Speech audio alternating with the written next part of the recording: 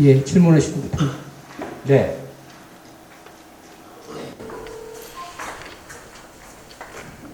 안전하겠습니다. 저는 전남 도의원 고국입니다. 네. 오늘 이후로 오늘 하기 잘 들었습니다. 제가 도의원 두 번째 지금 하고 있는데요. 지방자치법이 32년 만에 이제 이번에 개정했는데 정말 감사하게 생각을 합니다.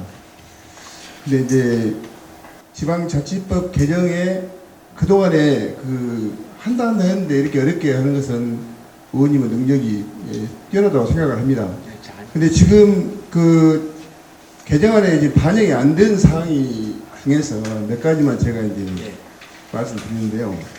먼저 반영된 것 중에서 지금 개인 정책 지원 전문 인력 이것이 저희들도 볼 때 우려되는 점이 있습니다. 개인 보좌관들을 해버릴까 이게 우려가 있었는데 이 부분은 앞으로 좀 더 해야 되겠어. 개인 보좌관이 돼서는 절대 안 된다고 생각을 합니다. 이 부분하고요. 그 다음에 지방의회 의원의 보수가 사실 너무 적습니다. 예를 들면 사무관으로 정년퇴직 해가지고 지방의회에 들어오면 지방의회 급여가 연금보다 적은 현상이 현재 벌어지고 있습니다. 이 부분은 꼭 관철돼야 되겠고요. 그다음 의회 직렬도 반드시 전문성을 해서 예산이라든가 기획, 농수산, 보건복지 이런 전문성이 가진 사람을 해야 되겠고요. 이건 앞으로 꼭 의원님께서 지방자치법을 개정을 좀 해주시기 부탁을 드리고, 그 다음에 두 가지를 제가 이제 말씀드리고 싶은데, 먼저 지금 인구 소멸이 2020년도에 출생보다 지금 사망자가 더 늘어나다 보니까 인구가 감소 추세에 있지 않습니까? 이것은 그 원인이 분명히 있거든요. 아무리 정책을 잘한다 하더라도 청년들이 아이를 낳지 않으면 인구는 줄어들 수밖에 없지 않습니까? 그래서 저는 청년이 아기를 낳아서 키울 수 있는 여건 마련이 법적으로 보장이 돼야 한다고 생각합니다. 이 부분에 조금 앞으로 의정활동 하실 때 좀 생각해서 했으면 좋겠고요. 두 번째는 행정구역 개편에 대해서 제가 한번 건의를 드리고 싶습니다. 지금 행정구역이 1914년도에 우리나라가 행정구역이 됐습니다. 100년이 넘었습니다, 이제. 근데 아까 소멸지역에 보면 현재 시군구 지방정부 인력이 3만 명도 안 되는 시군들이 엄청나게 많은데 행정구역이 개편이 되지 않고 그때 1914년도하고 지금하고 보면 교통이라든가 모든 것이 엄청나게 발전했는데도 불구하고 지금 그대로 가고 있다는 것은 이건 국회에서 법을 개정해서라도 이게 해야 되지 않을까. 그 두 가지를 제가 건의 말씀을 드립니다. 네. 모아서 할까요? 모아서. 그리고 질문은 좀 간단하게 해주십시오. 간단하게 하시면 돼요. 이원 의원님 오랜만에 뵙겠습니다. 반갑습니다. 네.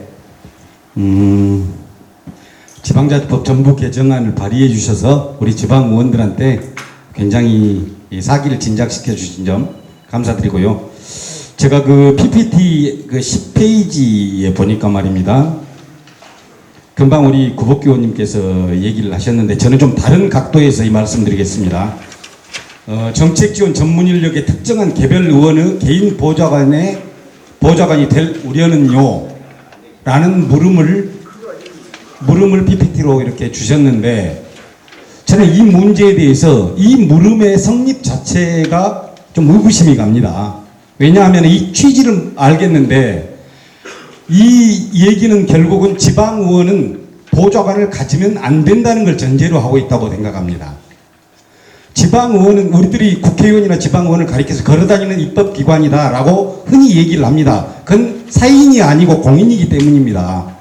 그렇기 때문에 지방의원에게도 합당한 양의 보좌관이 필요합니다. 저희들이 지금 전라남도가 한 10조 가까운 예산을 다루고 있고 또 저희들 개인적인 보좌관이 전혀 없는 것은 주지의 사실입니다. 그런데 저는 이 물음은 지방의원에게 필요한 보좌관을 어떻게 배치해 주어야 하나 이런 방식으로 바꿔서 그 고민을 해야지 어떻게 해서 네. 정책 보좌관이 뭐 특별하게 개인 보좌관이 되지 말라는 부분은 어디가 있고 모든 보좌관은 정책 보좌관 아닌가요? 그래서 이 문제에 대해서 이 문제의식이 제대로 된 것인지 묻지 않을 수가 없습니다. 네. 반갑습니다. 저는 전 도원의 민병우입니다. 먼저 우리 중앙정부에서 지방정부를 위해서 많은 노력을 하기 전에 위원님, 국회의원님하고 신정훈 우리 위원장님께서 감사 말씀 드립니다. 지방자치법이 통과됐는데 그건 약간의 아쉬운 점이 있습니다만 앞으로도 완벽한 지방자치 개정이 되기를 기원하고 근데 우리 지방 분권이라는 것은 가장 먼저 지방 행정의 자체하고 일단 두 번째는 지방 입법의 자체가 필요하다고 봅니다. 지방 행정권 중에서 이번에 2020년도에 1월 9일 날 지방 2양 일괄법이 통과됐거든요. 네. 그러니까 지금 21년 1월 1일부터 시행 중에 있습니다. 예. 근데 그 사무 내용을 보면 원래 19개 부처 66개 법률 그다음에 571개 중앙 사무를 지방에다 이양하려고 했었는데 여러 가지 부처 간에 의견이 있어가지고 이 16개 부처 46개 법률 400개 중앙 사무가 중앙 지방으로 좀 옮겨왔습니다. 그런데 그 옮기는 과정에서 가장 중앙 정부와 지방 정부의 핵심이 뭐냐면은 지방 재정의 분권이 중요하다고 보거든요.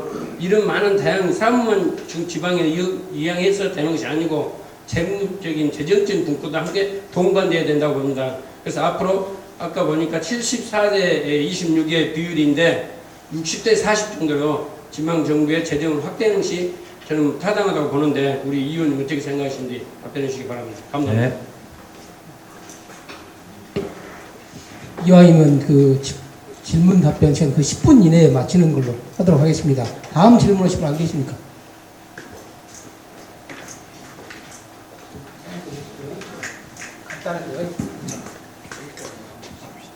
안녕하십니까. 저는 지금 화순 국민 임종표입니다. 저는 항상 어떤 법이 제정되거나 그러면 첫 단추가 가장 중요하다고 생각해서 그냥 원론적인 질문을 좀 해보고 싶어요. 32년 동안 지방자치를 해왔는데 지금 이렇게 지방 정부, 지방의회를 강화해도 되는 것인가 그 부분에 대해서 한 번 더 답변을 하나 해주시고요. 또 지금 보면은 지방정부라고 했지만 지방의회 강화라고 저는 생각하고 그렇게 들었습니다. 2시간 동안요. 그래서 지방의회가 이렇게 강화된다고 그러면은 PDF 자료를 보면은 제가 전반적인 다 아직 다 파악을 못했습니다만 그 감시 기능이 나와 있는 것이 지방의회 책임성과 투명성이 되고 아니면은 어떤 정보 공유 부분을 이렇게 감시 기능을 이렇게 해왔던 이렇게 그 자료가 되어 있는데 또 다른 어떤 직접적인 어떤 감시 기능이 없을까? 예를 들어 중앙 정부 같은 경우는 의회라는 감시 기능이 있어서 여야가 이렇게 분명하게 나눠져 있는데 이 지방 정부의 지방의회는 아직은 그렇게까지는 이렇게 치우쳐져 있고 그렇지 못한 부분 너무 많이 있어서 이 부분에 대한 답변도 하나 듣고 싶습니다. 예, 이거 질문은 이걸로 마지막으로 하는 걸로 하고요. 우리 이원호 네. 강사님의 답변을 듣도록 하겠습니다. 예, 예. 인구 소멸 그러니까 지방 소멸하고 인구 소멸하고 이게 동시에 이게 군단이 아까 빨간색 이거는 동시에 겹쳐가지고 정말 큰 문제인데요. 인구가 이제 국가 전체적으로 인구 소멸 문제를 어떻게 볼 것인가라고 하는 문제 과연 극복할 수 있는 것인가? 실제 전 세계적으로 극복한 나라는 단 하나도 없습니다. 프랑스가 인구 정책을 잘 쓰면서 여성에 대한 정책, 여성 일자리 정책, 양육 정책 이런 것들을 잘 쓰면서 좋아지지 않았냐라고 하는 이런 얘기를 하는데 실제는 이민 정책이 주요했죠. 그래서 이민을 하면서 이민을 받은 나라들이 대부분이 조금 이제 못 사는 나라들에 대해서 이제 이민이 대부분이 들어가지 않습니까? 잘 사는 국민들이 이렇게 못 사는 나라를 이민가는 거의 없으니까 집단 이민.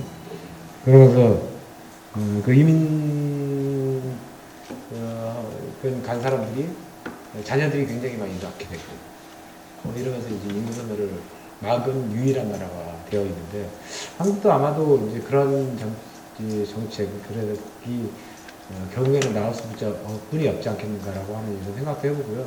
한편에서는 인구학자들 사이에 이런 말씀들을 하시는 분도 계십니다. 한국은 정말 인구 소멸 대국이 너무 다행이다.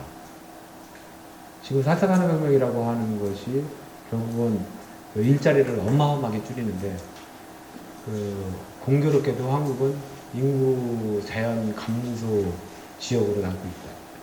그래서 오히려 축복 아니냐 뭐 이런 얘기를 하는 인구학자나 경제학자들도 있는 거니까 그 정책이 실제로 만약 인구가 너무나 줄어가지고 일자리를 도저히 일자리는 넘쳐나고 사람을 태우지 못한다 이러면 아마 별도의 이민 정책이라든가 이런 것들이 나올 수는 없을 거고요. 지금 결국 대한민국에서 가장 많은 저출산 고령화 대책 수십 년 동안 어마어마한 돈을 많이 붓고 있는데 그걸로 인해서도 이 인구 감소를 막지는 출산율을 높이는 거는 못하고 있는 것 또한 사실이지만 다만 그 의제를 가지고 대한민국의 많은 문제점들을 해결하는 것. 그 의제로. 그래서 그런 양성평등의 문제라든가 많은 문제들이 그런 의제로 해서 해결되고 있는 건 굉장히 좋고 바람직하고 우리가 가야 될 방향이 아닌가라고 생각이 듭니다. 행정력 개편 문제는 저는 사실 이 문제에 대해서 굉장히 고민을 좀 많이 했습니다. 그러니까 이제 인구 3만 명 이상 보여드렸는데 3만 명 이하. 한 인구 2만 명 이하로 갔을 때 지자체를 해야 되나? 지금도 역시 고민입니다. 인구 2만 명 이하는 지자체를 안 하는 게 맞겠다. 할 능력도 안 된다. 그리고 하지 않는 게 맞다. 능력의 문제를 떠나서요. 그건 그 정도의 행정적 낭비 요소는 없애고 그런 곳은 오히려 도가 직할을 하면서 직접 행정을 펼치면서 복지제도를 훨씬 더 강화시키는 게 그러한 2만 이하의 지방정부는 훨씬 더 주민의 행복을 높일 수 있는 방법으로 갈 수 있는 길이 아니냐라고 하는 이런 상상도 해봅니다. 그런데 과연 그 밥 냈다가 죽일 놈 될까봐 사실은 아직까지 상상의 선에 멈춰 있지 입법 발의라든가 이거 뭐 공론화까지는 못 하고 있는 상황입니다. 행정적 표현이 굉장히 중요한 문제입니다. 문행주 우리 친구님 보좌가 필요하다고 잘 가르쳐드리도록 하겠습니다. 반성하겠습니다. 네. 우리 윤병호 의원님, 재정문건이 6대4까지 확대돼야 되는 거 당연합니다. 저는 5대5 뭐 연방제 수준의 자치단체 지방정부가 만들어야 되는 게 얼마나 좋다고 생각하고요. 6대4가 아니라 5대5 뭐 거꾸로 4대6이라도 하면서 지방의 권한들이 대폭적으로 강화되는 것이 지방선거도 막고 지방의 산업도 발전시키고 지방의 권한도 발전시킬 수 있는 이런 거 아닌가 싶습니다.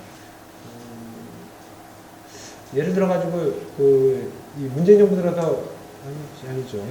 박근혜 정부 때부터 계속 추진해왔던 일 중에 이런 거 있잖아요. 그러니까 태양광 발전이라고 하는 게 문재인 정부에서 시작한 거 아니잖아요. 경사면 아주 급격한데 이런 것들은 계속 박근혜 정부 때 만들어진 겁니다. 국민의힘이 욕하고 있는 것도. 근데 농가 복합형 태양광 발전 이런 기술 개발된 지 오래됐고 근데 지금도 농림부가 반대해서 못해요. 예를 들어 농업지분 참여형 골프장을 왜 한다? 생산성 훨씬 더 많고 농민들도 훨씬 더 돈 많이 벌 텐데 화순에 왜 골프장을 농지에다가 만들면 안 되나? 그 절대 농지이기 때문에 농업 진흥지역이기 때문에 안 된다. 이런 게 농민부의 요구인데 꼭 그래야 되나? 그것도 그런 권한도 지방으로 넘어가면 일정한 가이드라인만 준다고 한다면 지방이 훨씬 더 토지에 대한 이용 계획도 훨씬 더 높이고 그리고 지방의 사람들도 훨씬 더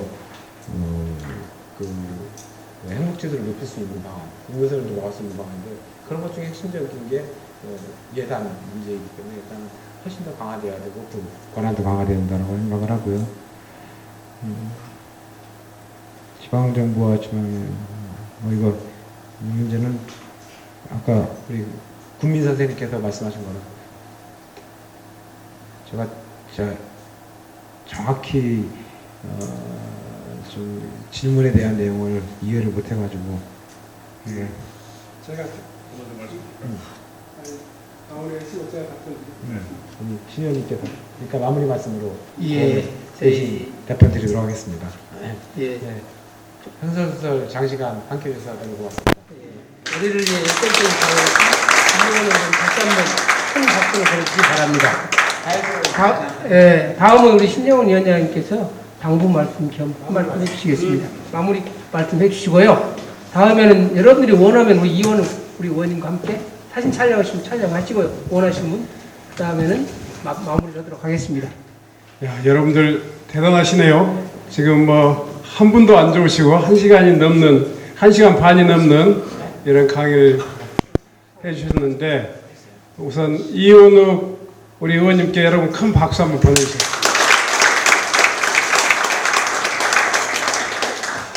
여러분들 오늘 강의의 핵심 또 여러분들의 질문의 핵심 이것은 아마 지방자치를 어떻게 강화할 거냐, 지방 소멸의 시대에 우리가 정말 위기를 탈출하기 위한 유일한 탈출구는 지방자치 역량을 강화해서 우리 지역의 생산성을 높이는 것이다라는 취지였던 것 같아요. 그런데 벌써 이제 오늘 제가 이렇게 모셨던 가장 큰 이유는 지금까지는 지방자치 여건이 제대로 안 돼 있었어요. 물론 많은 부분이 또 된 것도 있었지만 지방자치의 여건 중에 특히 그 주민들의 참여 그리고 지방 의원들의 역할과 권한 이런 부분들이 굉장히 부족했었는데 이번 지방자치법 개정안에 있어서 크게 바뀐 게 있죠. 이제는 이제 과거에는 군의회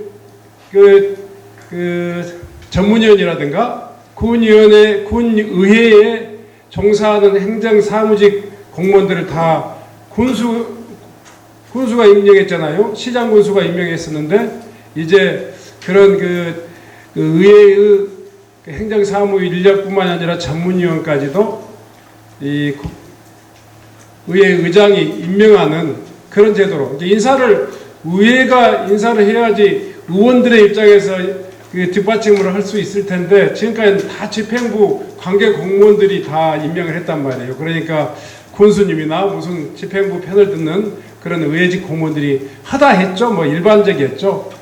이랬던 거 하나 이런 것을 이제는 지방의 의장이 실질적으로 임명하는 이런 것이 됐고요. 두 번째로는 군의원들을 지금까지는 대개 무보수 명예직이라고 했잖아요. 그냥 열심히 일하다가 자기 하던 일을 하면서 뭐 밤에는 아니면 남는 시간에는 이 군에 나와서 의회에 나와서 일을 하는 것이 그냥 미덕인 것처럼 이야기했는데 이제 정당하니 일할 수 있는 그런 여건들을 만들자 하는 것이 이번 지방자치법 개정안의 굉장히 중점 내용이었습니다. 특히 시군 의원들한테 무슨 보좌관이야 뭐 이렇게 이야기하는 것, 월급은 냅두고라도 보좌관은 터무니없는 일이야 라고 했는데 이번 법안에 당겨서 그게 통과됐어요. 우선 첫 해년도에는 4명당 1명이라 하지만 두 번째 년도에는 2명당 1명 정도의 그러니까 개인 보좌관 아니지만 군의원 2분당 보좌 인력들이 이게 따라붙는, 그래서 이제 군의원들의 유상이 굉장히 높아지겠죠. 거기에다가 우리 이현우 의원님의 이번 지방자치법 개정안 제출된 개정안에는 군의원들이나 시의원들 그리고 도의원들이 지금까지는 거의 뭐 의정수당 해가지고 매년 의정수당을 이렇게 심의위원회가 심사해서 올려주고 내려주고 결정하는 그런 구조 아니었습니까? 지방자치법에 근거한 모든 공무원, 심지어는 무슨 모든 직렬을 불문하고 행정직, 토목직, 보건직 다 할 것 없이 심지어는 일반 공무직까지도 다 그 급여에 대해서는 이렇게 심사해가지고 주는 급여는 지방 의원밖에 없어요. 신분이 불안정하다는 이야기죠. 지금까지는 그냥 그렇게 매년 그 의정비 심사할 때마다 뭐 의원들이 뭔 한 일이 있다고 급여를 올려줘 뭐 이런 식이잖아요. 그냥 이건 무보수 명예직일 뿐이에요. 지금 현재까지도 추세가 그런데 이제 그 의원들의 신분도 좀 최소한 보장해보자 하는 것이 이현욱 의원의 그 지방자치법 개정안의 취지였습니다. 그래서 이제 최소한 구의원 의원님께서 발의할 때 사무직, 그 사무관급으로 이렇게 이야기를 하셨는데 조금 더 이제 국민들의 공감대가 높아지면 구의원들은 국장급 정도가 가장 적합한 정도라고 생각하는데 일단은 발의가 우리 의원님하고 저하고 그렇게 했기 때문에 첫 출발이니까 그렇게 이해해 주셨으면 좋겠어요. 아무튼 이렇게 지방의회가 이제 2022년 내년도에 출범하는 지방의회는 아마 이런 제도의 환경이 완전히 바뀐 지방의회를 출범을 준비하고 있다 이렇게 여러분들이 이해해 주셨으면 좋겠습니다. 그렇다면 그만큼 우리가 또 지방의회를 준비하시는 모든 분들도 자기 자세가 좀 남달라야 되겠죠. 지금까지는 마치 그냥 그 대기업의 사회이사 정도로 이렇게 취급받는 그냥 그 무보수 명예직이었던 군의원이었는데 이제는 등기이사, 그러니까 상임이사예요. 상임이사 이제는.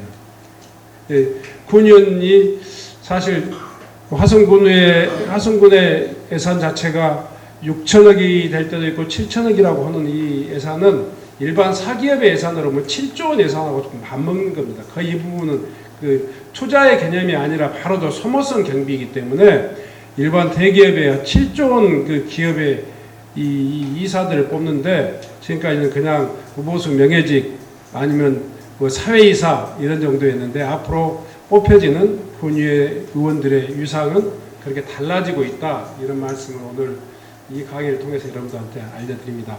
그리고 거기에 따라서 여러분들의 각오도 또 준비도 남달라야 된다고 생각합니다. 저희 민주당이 이번에 거대한 질책을 받고 회초리를 많이 맞았는데요.